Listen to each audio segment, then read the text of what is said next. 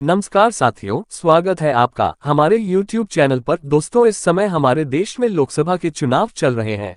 इस समय सभी यह जानना चाहते हैं कि इस बार हमारा प्रधानमंत्री कौन होगा। क्या फिर से नरेंद्र मोदी आएंगे या फिर राहुल गांधी। जहां चुनाव शुरू होने से पहले प्रधानमंत्री नरेंद्र मोदी ने 400 पार का नारा दे दिया था, परंतु इस बार राहुल गांधी बहुत जोरों से इस चुनाव में खड़े हैं और बीजेपी का सामना कर रहे हैं। जहां चुनाव से पहले लोगों के मन में यह बात फैली हुई थी कि लोकसभा चुनाव 2024 के खत्म होने के साथ साथ ही कांग्रेस पार्टी का भी अंत हो जाएगा। भाजपा पार्टी इस बार कांग्रेस को इतनी बुरी तरीके से हराएंगी कि कांग्रेस दोबारा कभी वापस चुनाव लड़ने की सोचेंगी भी नहीं। परंतु राहुल गांधी ने भारत छोड़ो यात्रा करके इस चुनाव में एक नई वापसी की है और विरोधियों के गाल पर एक जोरदार तमाचा मारा है। दोस्तों, इस चुनाव में जहां पहले देश के बड़े बड़े न्यूज चैनलों ने नरेंद्र मोदी की बीजेपी पार्टी को जीता हुआ घोषित कर दिया था, परंतु चुनाव के 6 चरणों में वोटिंग के बाद कुछ ऐसे आंकड़े सामने आए हैं जिनके अनुसार इंडिया गठबंधन बीजेपी पार्टी को बहुत बुरी तरीके से हरा रही है। इस चुनाव में वह हुआ है जिसके बारे में कभी किसी ने सोचा भी नहीं होगा। दोस्तों, आज के वीडियो में हम आपको 2024 के चुनाव के ताज़ा ओपिनियन पोल के बारे में बताएंगे, जिन्हें देखकर आपकी भी आंखें खुली रह जाएगी, क्योंकि इस चुनाव में कुछ ऐसा ही हुआ है जिस पर किसी को विश्वास ही नहीं हो रहा है। तो चलिए शुरू करते हैं आज की वीडियो। दोस्तों, वीडियो शुरू करने से पहले आपसे बनती है कि यदि आप चैनल पर नए हैं तो चैनल को सब्सक्राइब अवश्य करें और यदि वीडियो पसंद आए तो वीडियो को लाइक करना ना भूलें और कमेंट में अवश्य बताएं कि अगला प्रधानमंत्री किसे बनना चाहिए। तो चलिए इसी के साथ शुरू करते हैं आज की वीडियो। सबसे पहले हम बात करते हैं देश के दक्षिणी राज्य तमिलनाडु के बारे में। तमिलनाडु में लोकसभा कुल 39 सीटें हैं। तमिलनाडु राज्य में बीजेपी पार्टी का सूखड़ा ही साफ हो गया है, क्योंकि उन्हें यहां पर एक भी सीटें नहीं मिली है। तो वहीं दूसरी ओर राहुल गांधी की इंडिया अलायंस के खाते में 39 की 39 सीटें जाती हुई दिखाई दे रही है। दोस्तों, तमिलनाडु के साथ साथ भारत के ऐसे कई दक्षिणी राज्य हैं जहां पर बीजेपी पार्टी का खाता तक नहीं खुला है। तो वहीं दूसरी ओर इंडिया अलायंस को बहुमत के साथ अपनी सरकार बना रही है। तो चलिए इसी के साथ अब हम बात करते हैं देश के अगले राज्य छत्तीसगढ़ के लोकसभा ओपिनियन पोल के बारे में। छत्तीसगढ़ राज्य में लोकसभा के कुल 11 सीटें मौजूद है, जिसमें से भाजपा गठबंधन एनडीए के खाते में 5 सीटें जाने का अनुमान है। तो वहीं दूसरी ओर 6 सीटें इंडिया गठबंधन के खाते में जाते हुए दिखाई दे रही है। दोस्तों, इस बार झारखंड में बीजेपी पार्टी की सीटें काफी कम हो गई है। पिछले लोकसभा चुनाव में बीजेपी पार्टी ने झारखंड में बहुमत के साथ विजय हुई थी। तो चलिए अब हम बात करते हैं उत्तर प्रदेश के ओपिनियन पोल के बारे में। उत्तर प्रदेश में लोकसभा की कुल 80 सीटें हैं, जिसमें से बीजेपी गठबंधन एनडीए के खाते में 42 सीटें आए हैं। तो वहीं दूसरी ओर इंडिया गठबंधन से खाते में 38 सीटें जाने का अनुमान है। उत्तर प्रदेश राज्य को बीजेपी पार्टी का गढ़ माना जाता है, परंतु इस चुनाव में दोनों ही पार्टियां उत्तर प्रदेश में समान सीटें लेकर आए हैं। तो चलिए इसी के साथ बात करते हैं बिहार राज्य के बारे में। बिहार में लोकसभा के कुल 40 सीटें मौजूद है, जिसमें से भाजपा गठबंधन एनडीए के खाते में 18 सीटें आए हैं। तो वहीं दूसरी ओर इंडिया अलायंस के खाते में 22 सीटें जाती हुई हैं दिखाई दे रही है। बिहार में तेजस्वी यादव और राहुल गांधी के मिलने से यहां पर इंडिया गठबंधन के खाते में काफी ज्यादा सीटें आई है, जिसका नुकसान साफ साफ भाजपा के खेमे में देखा जा सकता है। तो चलिए इसी के साथ अब बात करते हैं महाराष्ट्र के ओपिनियन पोल के बारे में। महाराष्ट्र राज्य भारत का दूसरा सबसे ज्यादा लोकसभा सीटों वाला राज्य है। यहाँ पर लोकसभा के कुल 48 सीटें हैं, जिसमें से भाजपा गठबंधन एनडीए खाते में 17 सीटें आई हैं। तो वहीं इंडिया गठबंधन के खाते में 29 सीटें जाने का अनुमान है। महाराष्ट्र राज्य में भी बीजेपी पार्टी हार रही है।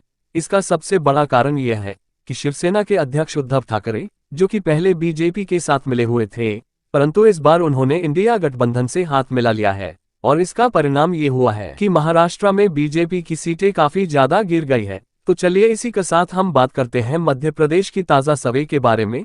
मध्य प्रदेश राज्य में लोकसभा की कुल 29 सीटें हैं, जिसमें से भाजपा गठबंधन एनडीए के खाते में 19 सीटें आई है। तो वहीं इंडिया अलायंस के खाते में मात्र 10 ही सीटें आ सकी हैं। मध्य प्रदेश राज्य में बीजेपी पार्टी की सरकार होने का फायदा उन्हें साफ साफ मिल रहा है। मध्य प्रदेश में बीजेपी पार्टी की ही सरकार है। तो चलिए बात करते हैं पंजाब राज्य के ओपिनियन पोल के बारे में। पंजाब में लोकसभा के कुल 13 सीटें हैं, जिसमें से भाजपा गठबंधन के खाते में एक भी सीट नहीं आई है। तो वहीं इंडिया गठबंधन के खाते में 8 सीटें जाती हुए दिखाई दे रही है।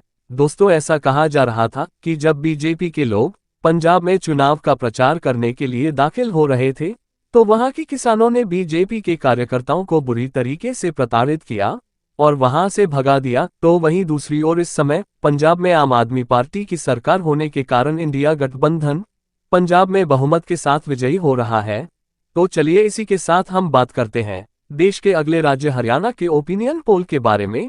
हरियाणा राज्य में लोकसभा की कुल 10 सीटें मौजूद है, जिसमें से भाजपा गठबंधन के खाते में मात्र 3 बार सीटें आई है।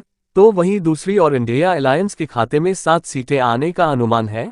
पिछले लोकसभा चुनाव में हरियाणा में बीजेपी पार्टी खाते में 10 सीटें आई थी, परंतु इस बार उनकी मात्र 3 ही सीटें रह गई है। इसका सबसे मुख्य कारण यह है कि यहाँ कई पहलवानों ने बीजेपी के नेता बृजभूषण के विरुद्ध एक आंदोलन कर दिया था, जिसका असर लोकसभा चुनाव में दिख रहा है। तो चलिए इसी तरह हम बात करते हैं देश के अगले राज्य गोवा के ओपिनियन पोल के बारे में। गोवा में लोकसभा की मात्र 2 ही सीटें हैं और यहाँ पर एक सीटें दोनों ही पार्टियों के खाते में जाती हुई नजर आ रही है। तो चलिए अब हम बात करते हैं जम्मू कश्मीर के ओपिनियन पोल के बारे में। जम्मू कश्मीर में लोकसभा के कोई 5 सीटें हैं, जिसमें से बीजेपी पार्टी के खाते में 2 सीटें आए हैं। तो वहीं दूसरी और इंडिया गठबंधन के खाते में 3 सीटें जाने का अनुमान लगाया जा रहा है। दोस्तों, जम्मू कश्मीर से धारा 370 हटने के बाद यहाँ पर पहली बार लोकसभा के चुनाव हो रहे हैं। यहाँ के युवाओं ने बताया है कि हम पहली बार लोकसभा के लिए वोट डाल रहे हैं। तो चलिए दोस्तों, इसी के साथ अब हम बात करते हैं गुजरात राज्य के ओपिनियन पोल के बारे में। गुजरात में लोकसभा के कुल 26 सीटें हैं। दोस्तों, गुजरात को बीजेपी पार्टी का गढ़ माना जाता है। ऐसा माना जाता है कि गुजरात में बीजेपी एक तरफा विजयी होती है। इस बार बीजेपी के खाते में गुजरात से 20 सीटें आती हुई दिखाई दे रही है। तो वहीं दूसरी ओर इंडिया गठबंधन के खाते में मात्र 6 ही सीटें आ सकी हैं। तो चलिए गुजरात के साथ अब बात करते हैं देश के अगले राज्य तेलंगाना के बारे में। तेलंगाना राज्य में लोकसभा की कुल 17 सीटें हैं, जिसमें से भाजपा गठबंधन एनडीए के खाते में मात्र 2 ही सीटें आई है। तो वहीं दूसरी ओर इंडिया गठबंधन के खाते में 12 सीटें आने का अनुमान है। दोस्तों, देश के इस क्षेत्र में बीजेपी की हालत काफी गंभीर है और इन्हीं दक्षिणी राज्य के कारण प्रधानमंत्री नरेंद्र मोदी तीसरी बार प्रधानमंत्री बनने से चूक जाएंगे। तो चलिए इसी के साथ अब हम बात करते हैं राजस्थान की ताजा सर्वे के बारे में। राजस्थान में लोकसभा की कुल 25 सीटें हैं, जिसमें से भाजपा गठबंधन एनडीए के खाते में 15 सीटें, तो वहीं दूसरी और इंडिया गठबंधन के खाते में मात्र 10 ही सीटें आने का अनुमान है। दोस्तों, पिछले लोकसभा चुनाव में बीजेपी पार्टी ने राजस्थान की 24 सीटों पर अपना कब्जा किया था, परंतु इस बार उनकी सीटें काफी ज्यादा कम हो गई है। तो चलिए हम बात करते हैं असम राज्य के बारे में। असम में बीजेपी पार्टी की सरकार है, जिसके चलते यहाँ पर बीजेपी को काफी फायदा मिला है। असम राज्य में लोकसभा के कुल 14 सीटें हैं, जिसमें से बीजेपी के खाते में 8 सीटें आई है, तो इंडिया गठबंधन के खाते में मात्र 4 ही सीटें जाती हुई दिखाई दे रही है। तो वहीं 2 सीटें अन्य पार्टी के खाते में गई है। तो चलिए अब हम बात करते हैं देश के अगले राज्य हिमाचल के ओपिनियन पोल के बारे में। हिमाचल राज्य में लोकसभा के कुल 4 सीटें हैं और यहाँ पर दो सीटें दोनों ही पार्टियों के खाते में गई है। हिमाचल राज्य में दोनों ही पार्टियों के बीच कड़ा मुकाबला देखा जा सकता है। तो चलिए हम बात करते हैं अरुणाचल प्रदेश के बारे में। अरुणाचल प्रदेश में लोकसभा की कुल 2 ही सीटें मौजूद है और यहाँ पर भी एक सीट दोनों ही पार्टियों के खाते में जाती है नजर आ रही है।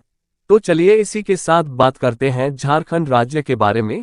झारखंड में लोकसभा कुल 14 सीटें हैं, जिसमें से भाजपा गठबंधन एनडीए के खाते में मात्र 6 ही सीटें आई है, तो वहीं दूसरी ओर इंडिया गठबंधन के खाते में 8 सीटें आने का अनुमान है। झारखंड राज्य में भी बीजेपी पार्टी को कड़ा झटका लगते हुए दिखाई दे रहा है। तो चलिए अब हम बात करते हैं मेघालय के ओपिनियन पोल के बारे में। मेघालय में लोकसभा की मात्रा 2 ही सीटें हैं।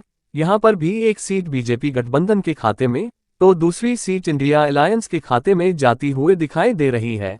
तो चलिए अब हम बात करते हैं देश के अगले राज्य दिल्ली के ओपिनियन पोल के बारे में। दिल्ली में लोकसभा के कुल 7 सीटें मौजूद है, जिसमें से बीजेपी गठबंधन एनडीए के खाते में 2 सीटें आए हैं, तो वहीं दूसरी ओर इंडिया गठबंधन के खाते में 5 सीटें जाने का अनुमान लगाया जा रहा है।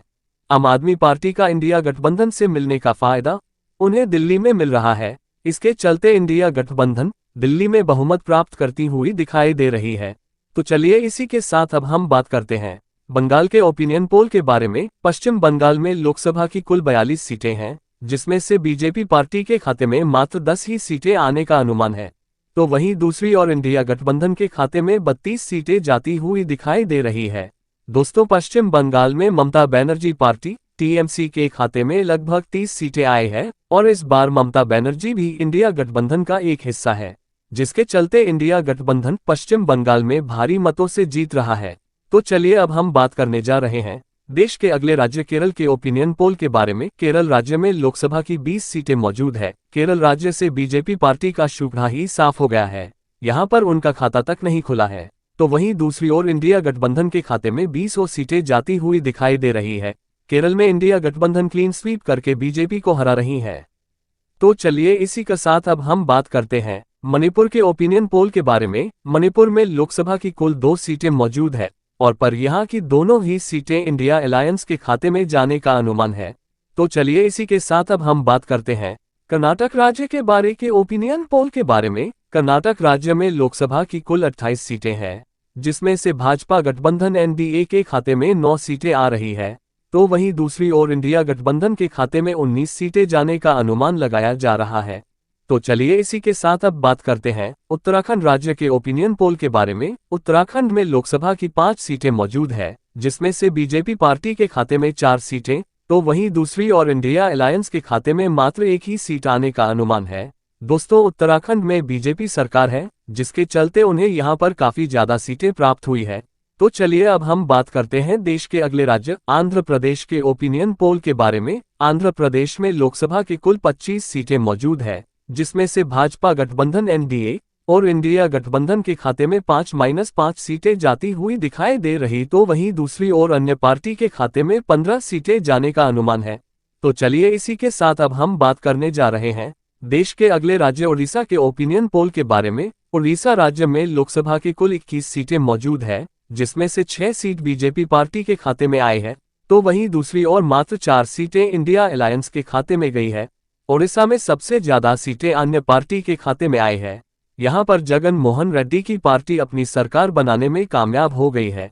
तो इसी के साथ अब हम बात करते हैं केंद्र शासित प्रदेशों के बारे में। देश में केंद्र शासित प्रदेशों में लोकसभा के कुल 7 सीटें मौजूद है, जिसमें से बीजेपी पार्टी के खाते में 3 सीटें, तो वहीं दूसरी और 4 सीटें इंडिया गठबंधन के खाते में जाते हुए दिखाई दे रही है।